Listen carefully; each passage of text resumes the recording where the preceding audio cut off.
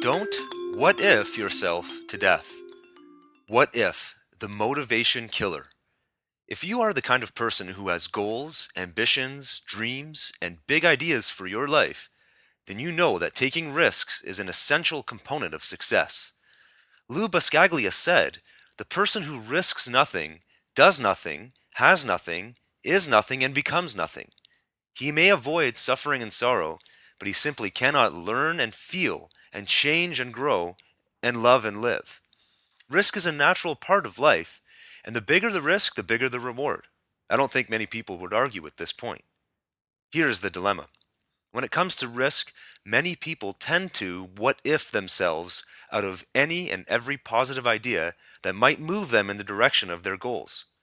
What I mean by what if themselves is that they imagine all kinds of disaster scenarios that may or may not occur should they take what appears to be a risky action.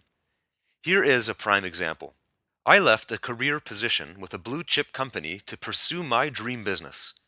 When I handed in my resignation letter, I had a number of supportive colleagues and some who were not so supportive of my decision. But even the supportive people would talk to me about my big decision and look at me as the lucky one.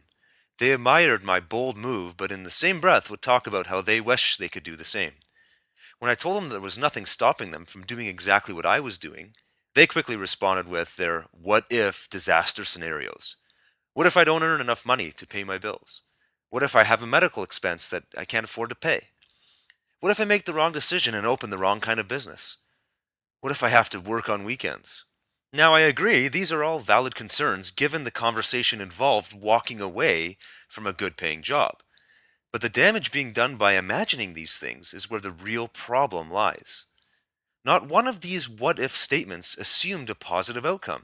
Not one of those statements talked about all of the good that might happen in the person's life if they were to walk away from a job they didn't like in order to pursue a dream business.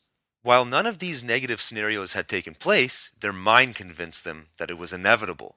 The only difference between their mindset and my own was that I was using my imagination to think of all the positive potential outcomes of leaving a job and pursuing a business. I was thinking only of the positive outcomes. I was trusting. They had the ability to trust as well. In fact, they were already doing it, but simply didn't realize it. Every person does this every day. There is inherent risk with every single action you take in your life. Every time you get into your car, there is a risk of getting into an accident. When you go for a walk, there is a risk of being mugged. When you go to a restaurant, there is a risk of choking or food poisoning. When you take a shower, there is a risk of falling and hitting your head. The list is infinite. The reason that most people don't worry about these things is that we have come to trust that we generally are going to be safe throughout the course of our day. Unless something traumatic has happened, you probably don't ever think about these kind of disaster scenarios.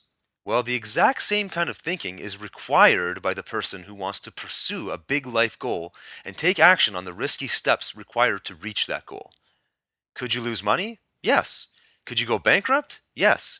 Could you fall and break your leg? Yes. Welcome to life.